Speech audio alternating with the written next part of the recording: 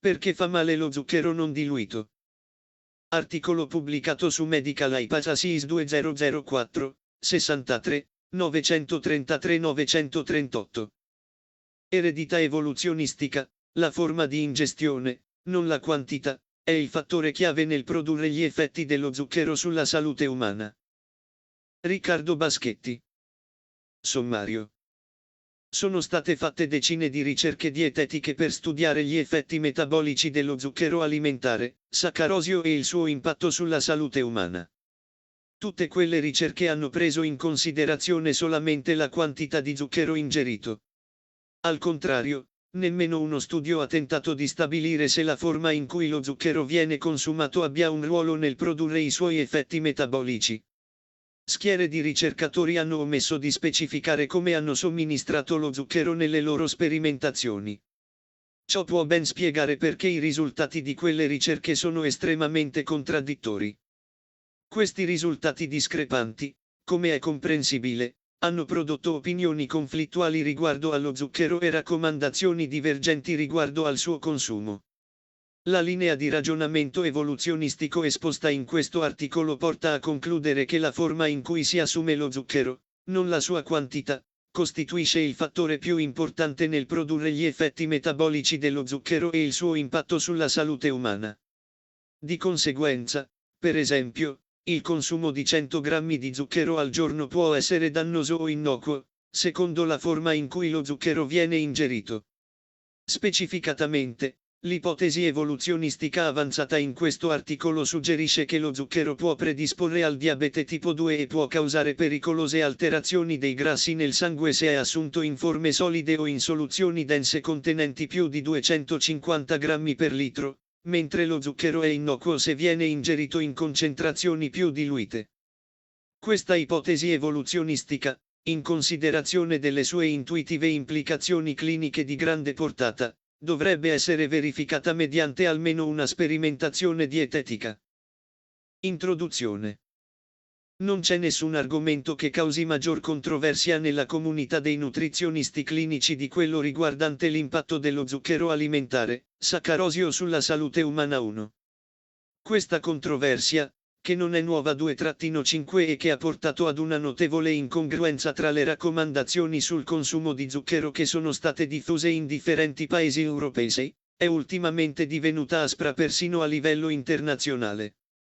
Come Gimman ha sottolineato di recente su Lancet 7, l'Organizzazione Mondiale della Sanità, WHO, e l'Organizzazione FAO, in una pubblicazione congiunta, raccomandano che gli zuccheri aggiunti, rappresentati principalmente dal saccarosio, dovrebbero essere limitati a meno del 10% delle calorie totali, mentre altre autorevoli pubblicazioni non sono d'accordo 7 e sostengono che il 25% del cibo e delle bevande può essere basato sullo zucchero 8.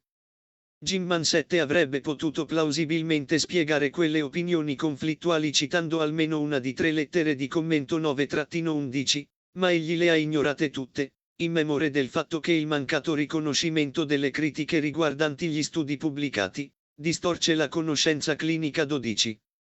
Questa fuorviante omissione, sfortunatamente, è piuttosto comune 13, 14. Perciò, considerando che un regolare articolo corre meno il rischio di essere ignorato rispetto alle lettere 14, il presente articolo espone in modo più ampio ciò che era stato discusso brevemente in quelle 3 lettere 9-11 e in una precedente 15, sulla quale esse si basano. Risultati contraddittori. Le contrastanti opinioni riguardo alle raccomandazioni sul consumo di zucchero rispecchiano i risultati stranamente contraddittori che sono stati riportati dai ricercatori che hanno studiato gli effetti metabolici del saccarosio.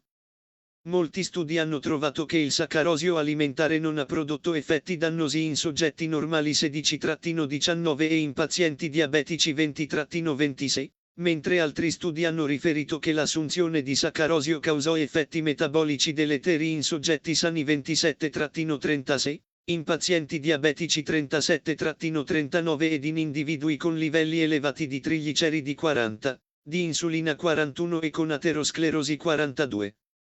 Inoltre, Una prova indiretta della possibile nocività del saccarosio è costituita dal fatto che la sua riduzione 43 o la sua eliminazione 44 portarono ad una benefica riduzione di livelli troppo elevati di trigliceridi 43, 44, che sono un fattore di rischio per la malattia cardiovascolare 45, 46.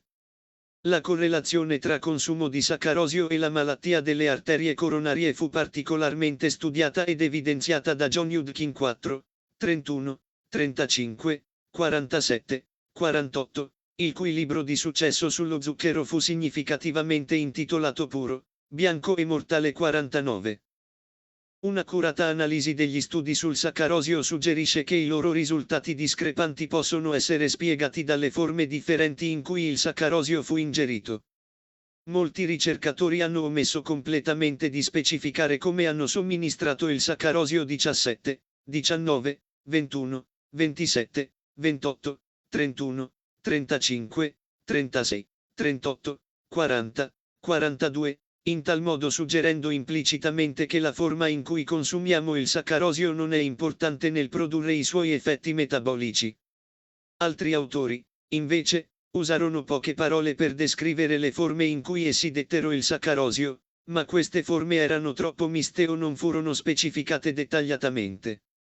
Per fortuna, alcuni ricercatori somministrarono il saccarosio in una sola forma e la sua specificazione è sufficientemente dettagliata da suggerire che, dal punto di vista metabolico, la forma in cui si ingerisce il saccarosio è più importante della sua quantità. Come esempio paradigmatico, Raisar e colleghi 33, che fecero assumere il saccarosio in forma solida, trovarono che il consumo di saccarosio produce cambiamenti indesiderabili in parecchi parametri associati con la tolleranza al glucosio 33, mentre Anderson e colleghi 18, che somministrarono il saccarosio in una dieta liquida, scrissero che in contrasto con i rapporti nella letteratura medica, il consumo di 80% di calorie sotto forma di saccarosio non ha portato ad un deterioramento del GTT test di tolleranza al glucosio in alcun soggetto 18. Inoltre, nel loro primo studio del 1979, Raisar e colleghi 32 notarono che 210 grammi al giorno di saccarosio in forma solida fecero aumentare significativamente i trigliceridi e il colesterolo, mentre Abraira e colleghi 23 trovarono che 220 grammi al giorno di saccarosio diluito in una bevanda preparata espressamente non intaccarono il controllo glicemico e dei trigliceridi in pazienti con diabete tipo 2 23. Spiegazioni evoluzionistiche. Nesse e Williams 50 hanno fatto notare che le spiegazioni più prossime rispondono alle domande cosa e come. Le spiegazioni evoluzionistiche rispondono alle domande perché. 50, pagina 7. Perciò, solamente un modo di ragionare evoluzionistico ci mette in grado di spiegare perché virtualmente la stessa quantità di saccarosio, 210 grammi contro 220 grammi al giorno, fu dannosa in forma solida 32 e invece si dimostrò innocua in forma liquida 23. Per milioni di anni, i primi esseri umani e i loro antenati arboricoli furono essenzialmente frugivori, perché essi vivevano principalmente di frutta 51-54, pressappoco come fa il moderno scimpanzé 51. In considerazione del 99,4% di identità genetica tra gli esseri umani e gli scimpanzé 55, è ragionevole supporre che la fisiologia metabolica della specie umana rispecchi tuttora largamente le caratteristiche della frutta, dalla quale i nostri corpi furono inalterabilmente modellati durante quei 50 milioni di anni sugli alberi 53. Dato che la frutta ha modellato i nostri corpi, non c'è da meravigliarsi che mangiare frutta riduce la mortalità 56, ha un effetto protettivo sul rischio di cancro 57, riduce i fattori di rischio per la malattia cardiovascolare 58 e protegge contro le malattie croniche comuni dell'età adulta 59. Jenkins e colleghi 58, per spiegare gli effetti benefici di una dieta ricca di frutta, notarono appropriatamente che questa dieta può essere stata consumata all'inizio dell'evoluzione umana 58. Al giorno d'oggi, però, la frutta non dovrebbe essere mangiata dopo cibi amidacei, che erano sconosciuti ai nostri antenati frugivori 60, per evitare un possibile aumento dei trigliceridi 61. Considerando che ai tropici, dove vivevano i nostri antenati frugivori 51-54, il saccarosio è il principale carboidrato della frutta 62. Il metabolismo del saccarosio nella specie umana può essere ben chiarito solo tenendo a mente che il saccarosio era disponibile ai nostri antenati frugivori solamente nella forma di soluzioni presenti nei frutti 63. Questi ultimi possono essere visti come succhi solidi, perché la loro solidità è dovuta meramente a piccole quantità di fibre alimentari, circa 1-3% del peso, 63, e anche perché la digestione gastrica porta alla liquefazione dei solidi 64. Il modellamento genetico prodotto dalle soluzioni di zucchero presenti nei frutti spiega perché il saccarosio in forme solide fu dannoso 32-33, mentre il saccarosio diluito nei liquidi si dimostrò innocuo 18-23.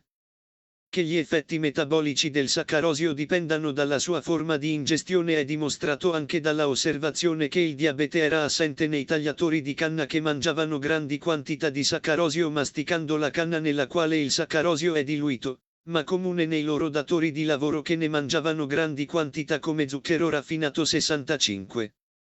In considerazione del modellamento genetico prodotto dagli zuccheri diluiti, il saccarosio in forme solide o in soluzioni dense costituisce un cibo geneticamente sconosciuto 66-67, il che spiega in larga misura l'epidemia di diabete tipo 2 che invariabilmente colpisce le popolazioni occidentalizzate da poco dopo il loro contatto nutrizionale con lo zucchero, sconosciuto in precedenza, che esse generalmente consumano in forme concentrate 66.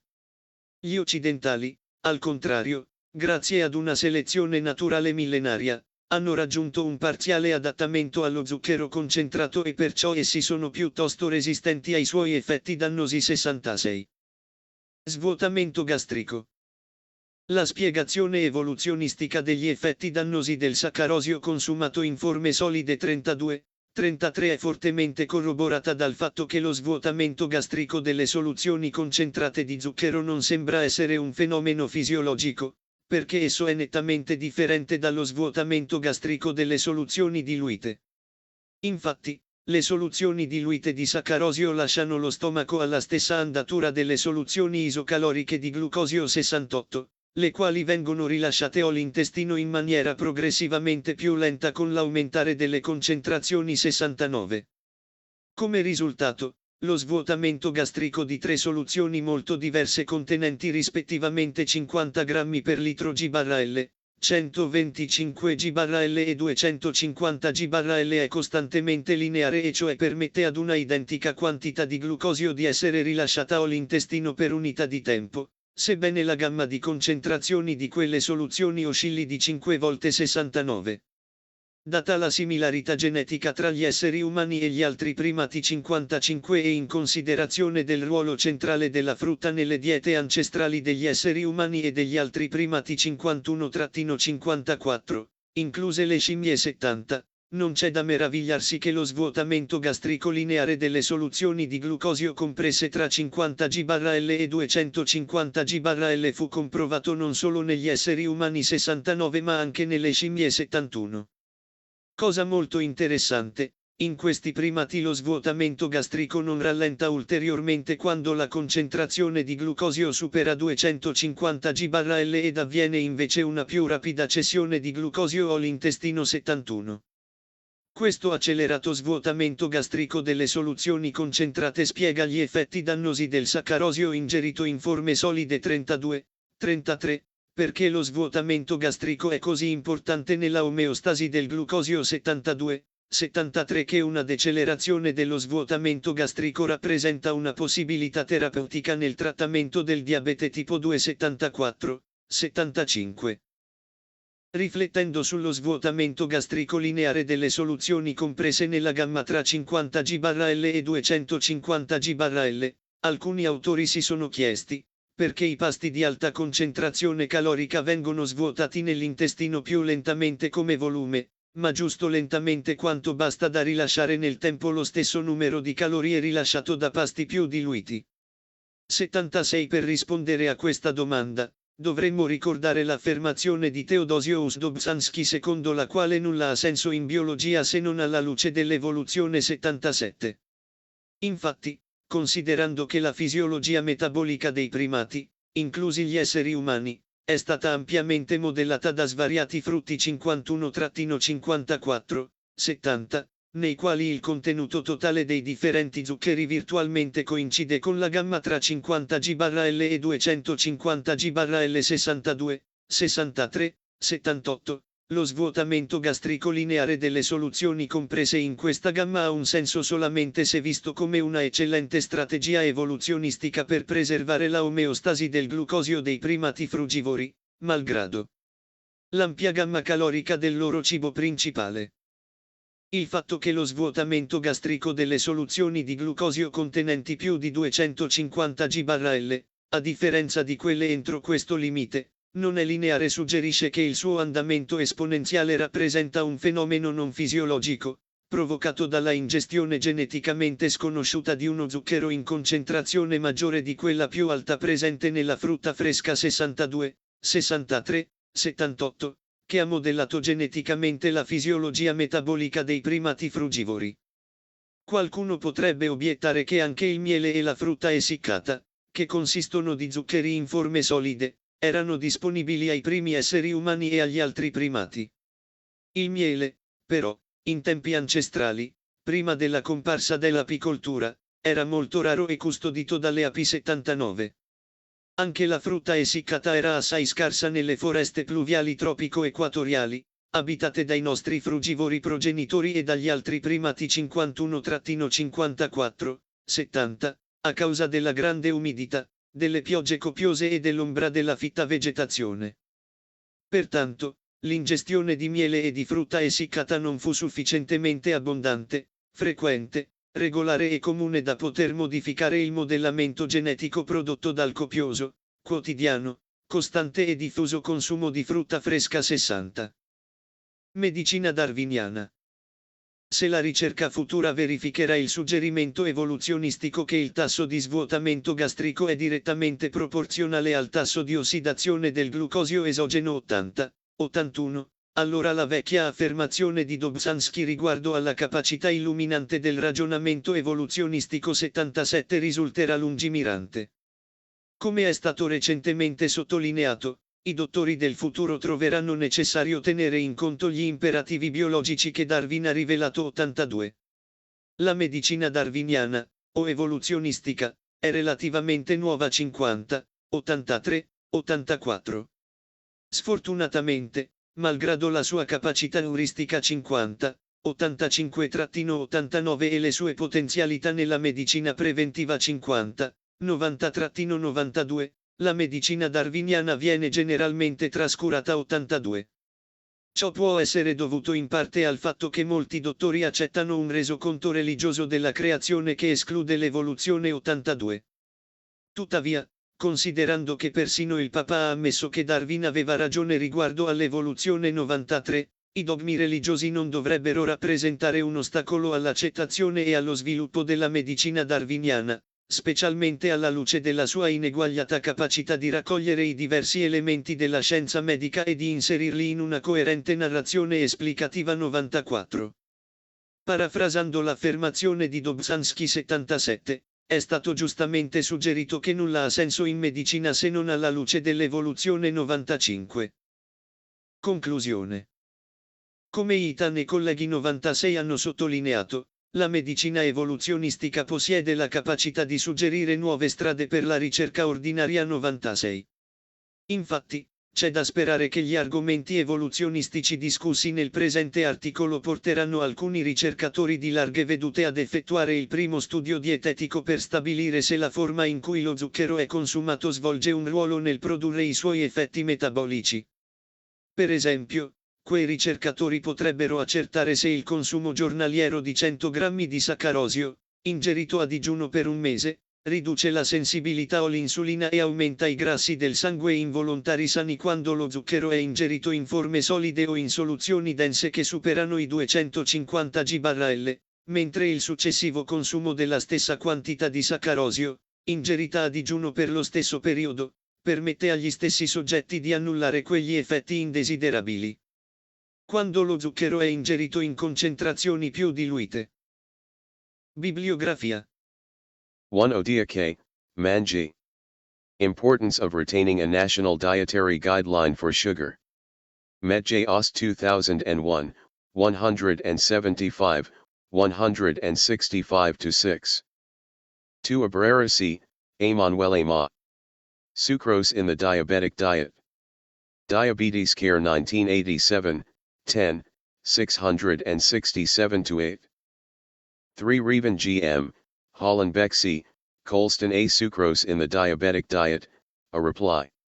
Diabetes Care 1987, 10, 668 to 9. 4 Yudkin J. Diet and coronary heart disease, why blame fat? JRSOC Med 1992, 85, 515 to 6. 5 Ashton D. Diet and coronary heart disease. JRSOC Med 1993, 86, 183. 6 Ruxton CHS, Garceau FJS, Cottrell RC.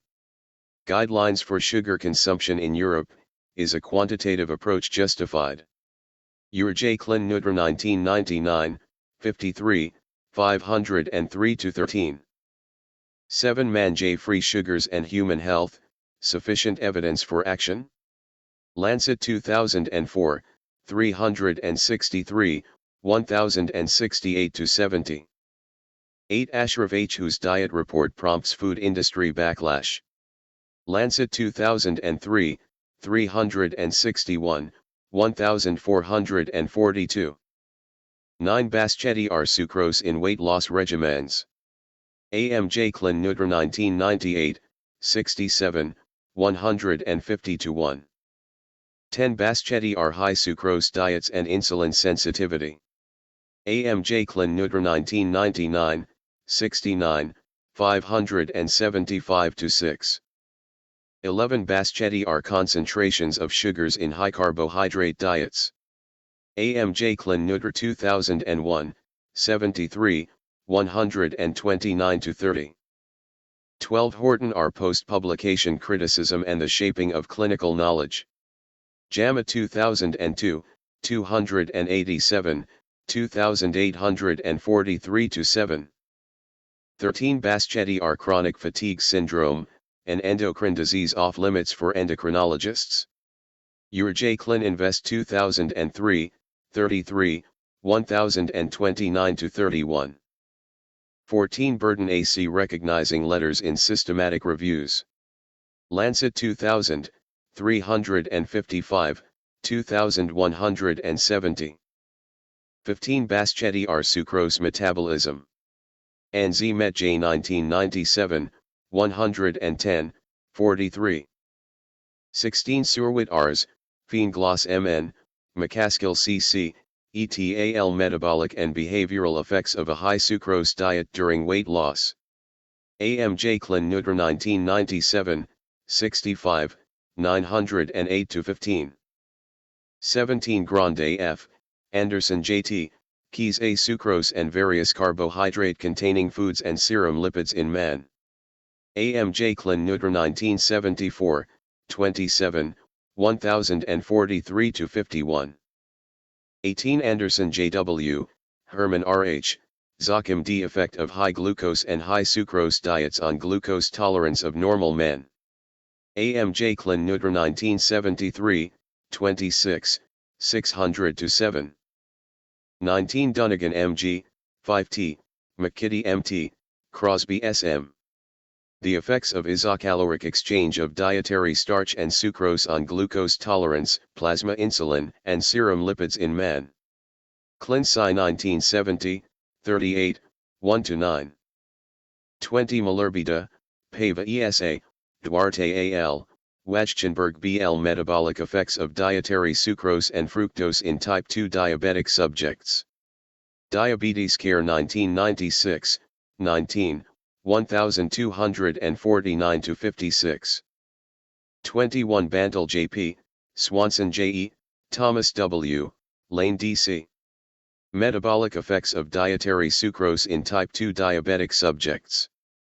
Diabetes Care 1993, 16, 1301 to 5. 22 Colagier Miller J.J., Edwards R.A. Metabolic effects of adding sucrose and aspartame to the diet of subjects with non-insulin-dependent diabetes mellitus. A.M.J. Klin Nutri 1989, 50, 474-8. 23 Abrera C. Derler J. Large variations of sucrose in constant carbohydrate diets in type 2 diabetes. A.M.J. Med 1988, 84, 193-200. 24 Cooper P.L., Walkvist M.L., Simpson R.W. Sucrose versus saccharin as an added sweetener in non-insulin-dependent diabetes, short and medium-term metabolic effects. Diabet Med 1988, 5, 676-80. 25 Bantle J.P., Lane D.C., Thomas J.W. Metabolic effects of dietary fructose and sucrose in type I and II diabetic subjects. JAMA 1986, 256, 3241-6. 26 Peterson, Lambert J., Gehring S., ETAL sucrose in the diet of diabetic patients, just another carbohydrate? Diabetology 1986, 29, 216-20. 27 Mark Mann P., Rabin A., Astrup A. Ad libitum intake of low-fat diets rich in either starchy foods or sucrose, effects on blood lipids, factor 7 coagulant activity, and fibrinogen. Metabolism 2000, 49, 731-5. 28 Daily Me, Vale C., Walker M., Littlefield A., Alberti KGMM, Mathers JC. Acute effects on insulin sensitivity and diurnal metabolic profiles of a high sucrose compared with a high starch diet. AMJ Klin Nutri 1998, 67, 1186-96. 29 Grant Key, Murray MP, Densema. Sucrose in a lipid-rich meal amplifies the postprandial excursion of serum and lipoprotein triglyceride and cholesterol concentrations by decreasing triglyceride clearance. AMJ Klin Nutri 1994, 59, 853-60. 30 Albrink MJ, Ulrich IH. Interaction of dietary sucrose and fiber on serum lipids in healthy young men fed high carbohydrate diets. AMJ Klin Nutri 1986, 43, 419-28. 31 Yudkin J., Isa O., Kong SS, Miraji S., Bruckner for KR dietary sucrose affects plasma HDL cholesterol concentration in young men. And Nutrimetab 1986, 30, 261-6. 32 Reiser S., Hallfrisch J., Michaelis O.E., Lazar F.L., Martin Re., Prather E.S. Isocaloric exchange of dietary starch and sucrose in humans. I effects on levels of fasting blood lipids. AMJ Klin Nutri 1979, 32, 1659-69. 33 Reiser S., Handler H.B., Gardner L.B., Hallfrisch J.G., Michaelis O.E., Prather E.S. Isocaloric exchange of dietary starch and sucrose in humans. 2 Effect on fasting blood insulin, glucose, and glucagon and on insulin and glucose response to a sucrose load. AMJ Klin Nutri 1979, 32, 2206-16. 34 Manji, Truswell as, Pimstone BL. The different effects of oral sucrose and glucose on alimentary lipemia. Clinsci 1971, 41, 123-9. 35 Santo S., Yudkin J. The effect of dietary sucrose on blood lipids, serum insulin, platelet adhesiveness, and body weight in human volunteers. Postgrad Met J 1969, 45, 602-7. 36 Cohen A.M., Teitelbaum A., Baylock M., Grown J.J. Effect of interchanging bread and sucrose as main source of carbohydrate in a low-fat diet on the glucose tolerance curve of healthy volunteer subjects. AMJ Clen Nutra 1966, 19, 59-62. 37 Colston AM, Hollenbeck CB, Swilaki Alm, Chen Yde, Reven GM Deleterious metabolic effects of high carbohydrate, sucrose containing diets in patients with non-insulin dependent diabetes mellitus. AMJ Med 1987, 82, 213-20. 38 Colston AM, Hollenbeck CB, Donner CC, Williams R, Chia YM, Reven GM Metabolic effects of added dietary sucrose in individuals with non-insulin dependent diabetes mellitus, NIDDM. Metabolism 1985, 34, 962-6. 39 Gelish WS, Emanuele Ma, Abrera C-graded sucrose/carbohydrate diets in overtly hypertriglyceridemic diabetic patients. AMJ Med 1984, 77, 1015-22. 40 Luigi, Colston A, Hollenbeck C, Reven G. The effect of sucrose content in high and low carbohydrate diets on plasma glucose, insulin, and lipid responses in hypertriglyceridemic humans. J. Clen Endocrinol Metab 1984, 59, 636-42.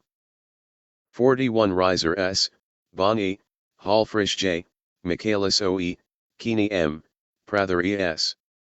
Serum insulin and glucose in hyperinsulinemic subjects fed 3 different levels of sucrose. AMJ Clen Nutra 1981, 34, 2348-58. 42 Kuo PT, Bassett Dr. Dietary sugar in the production of hyperglyceridemia. And in turn Med 1965, 62, 1199-212. 43 Smith J.B., Niven B., Manji. The effect of reduced extrinsic sucrose intake on plasma triglyceride levels. Ur J. Clen Nutra 1996, 50, 498-504. 44 Roberts A.M. Effects of a sucrose-free diet on the serum lipid levels of men in Antarctica. Lancet 1973, 1, 1201-4. 45 Miller M. The epidemiology of triglyceride as a coronary artery disease risk factor. ClinCardial 1999, 22, 2-1, 2-6. 46 Austin Ma. Epidemiology of hypertriglyceridemia and cardiovascular disease. AMJ Cardial 1999, 83, 13F, 6F.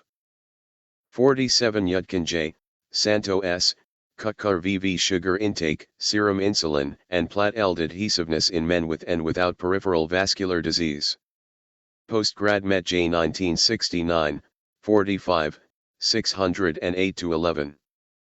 48 Yudkin J sucrose, coronary heart disease, diabetes, and obesity, do hormones provide a link? AM Hart J 1988, 115, 493-8. 49 Southgate D obituary, J Yudkin. BR Met J 1995, 311, 505. 50 RM, Williams GC. Evolution and Healing, The New Science of Darwinian Medicine. London, Weidenfeld and Nicholson, 1995. 51 Sponheimer M, Leethorpe J.A. Isotopic evidence for the diet of an early hominid, Australopithecus africanus. Science 1999, 283, 368-70. 52 Would-be, Brooks A. We Are What We Ate. Nature 1999, 400, 219-20. 53 Hackett E. The Fruit People. Met J. Ost 1984, 141, 736-8. 54 KRF Diets of Early Miocene African Hominoids. Nature 1977, 268, 628-30. 55 Wildman de, Uden M, Luigi, Grossman Lee, Goodman M. Implications of natural selection in shaping 99.4% non-synonymous DNA identity between humans and chimpanzees, enlarging genus Homo. PROC Natal Academic Sci USA 2003, 100, 7181-8. 56 Strandhagen E, Hansen P.O., Bosius I, Isaacson B., Erickson H. High fruit intake may reduce mortality among middle-aged and elderly men. The study of men born in 1913. J. Klin Nudra 2000, 54, 337-41. 57 Ribali E, Nora T. Epidemiologic evidence of the protective effect of fruit and vegetables on cancer risk. J. Klin Nudra 2003, 78, 559-69. 58 Jenkins D.J.A., Popovich D.G., Kendall C.W.C., ETAL effect of a diet high in vegetables, fruit, and nuts on serum lipids. Metabolism 1997, 46, 530-7. 59 Gilman M.W. Enjoy your fruits and vegetables. B.R. Met J. 1996, 313, 765-6. 60 Baschetti R. Paleolithic Nutrition. J. Klin Nudra 1997, 51, 715-6. 61 Baschetti R. Eating Fruit and Hypertriglyceridemia. Z. Met J. 1996, 109, 128-9. 62 Rungpasuthapong C. Benfotkasam S. Commandra S. Tenfayachidra postprandial glucose and insulin responses to various tropical fruits of equivalent carbohydrate content in non-insulin-dependent diabetes mellitus. Diabetes Residential Clin-Pract 1991, 14, 123-32. 63 Bolton R.P., Heaton K.W., Burroughs L.F. The role of dietary fiber in satiety, glucose, and insulin, studies with fruit and fruit juice. J. Klin Nudra 1981, 34, 211-7. 64 Dubois Diet and Gastric Digestion. J. Klin Nudra 1985, 42, 1003-5. 65 Campbell G.D., Bachelor L., Goldberg M.D. Sugar Intake and Diabetes. Diabetes 1967, 16, 62-3. 66 Baschetti R. Diabetes epidemic in newly westernized populations, is it due to thrifty genes or to genetically unknown foods? JRSOC Med 1998, 91, 622-5. 67 Baschetti R. Genetically unknown foods or thrifty genes. J. Klin Nudra 1999, 70, 420-1. 68 Elias E., Gibson G.J., Greenwood L.F., Hunt J.N., Tripp J.H. The slowing of gastric emptying by monosaccharides and disaccharides in test meals. J. Fizzy Al 1968, 194, 317-26. 69 Breener W., Hendricks T.R., McHugh P.R. Regulation of the gastric emptying of glucose. Gastroenterology 1983, 85, 76-82. 70 Ungar P.S., KRF. The Dietary Adaptations of European Miocene Catarrhines. PROC Natal Academic Sci USA 1995, 92, 5479-81. 71 McHugh P.R., Moran Th Calories and Gastric Emptying, a Regulatory Capacity with Implications for Feeding. J. Fizzy Al 1979, 236, R254, 60. 72 McDonald IA Physiological Regulation of Gastric Emptying and Glucose Absorption. Diabet Med 1996, 13, S11, 5. 73 Horowitz M., Edelbroek Mal, Wisher J.M., Strathoff J.W. Relationship between oral glucose tolerance and gastric emptying in normal healthy subjects. Diabetology 1993, 36, 857-62. 74 Phillips W.T., Schwartz J.G. Decelerating gastric emptying, therapeutic possibilities in type 2 diabetes. DiabetMed 1996, 13, S44, 8. 75 Moises C., Young A., Cold Ermin O. Modulation of gastric emptying as a therapeutic approach to glycemic control. DiabetMed 1996, 13, S34, 8. 76 McHugh Pr., Moran Th., Worth J.B. Post-pyloric regulation of gastric emptying in rhesus monkeys. AMJ Physiol 1982, 243, R408, 15. 77 Dobbs Hansky T. Nothing in biology makes sense except in the light of evolution. AM Bile Teach 1973, 35, 125-9. 78 Hu Hour Plow J, Savsky J, Daily G. The glycemic response to meals with 6 different fruits in insulin-dependent diabetics using a home blood glucose monitoring system. AMJ Klin Nutra 1987, 45, 92-7. 79 Alsop Ka, Brand Miller J. Honey Revisited, a reappraisal of honey in pre-industrial diets. BRJ Nutra 1996, 75, 513-20. 80 Baschetti are gender differences in gastric emptying. Urj Nuclemed 1999, 26, 295-6. 81 Baschetti are gastric emptying, gender differences. Anzi Met J 1997, 110, 238. 82 Downey Jr. Evolutionary Biology.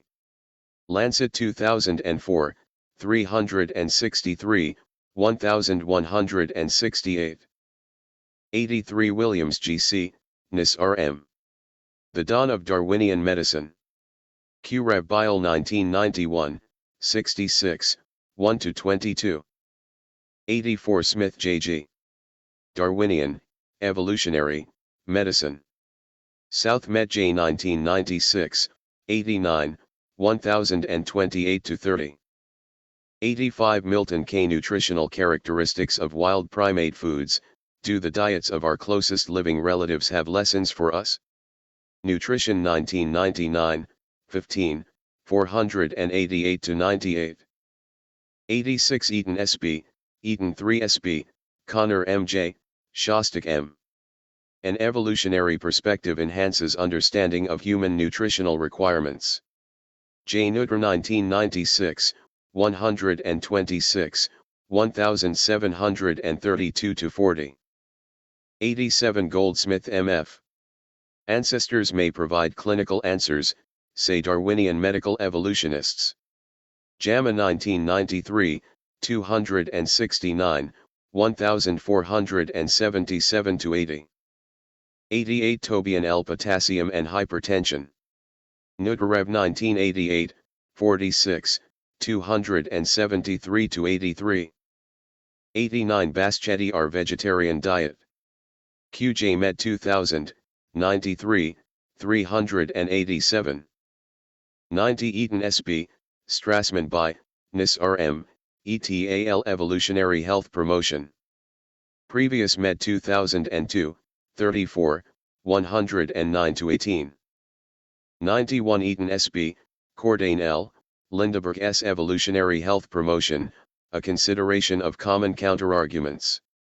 Previous Med 2002, 34, 119-23. 92 Baschetti are preventing type 2 diabetes, an evolutionary view. DiabetMed 2004, 21, 649-50. 93 Abbott A Papal Confession, Darwin was right about evolution. Nature 1996, 383, 753. 94 Charlton B.G. A Syllabus for Evolutionary Medicine. JRSOC Med 1997, 90, 397-9. 95 Li M Evolution and Healing.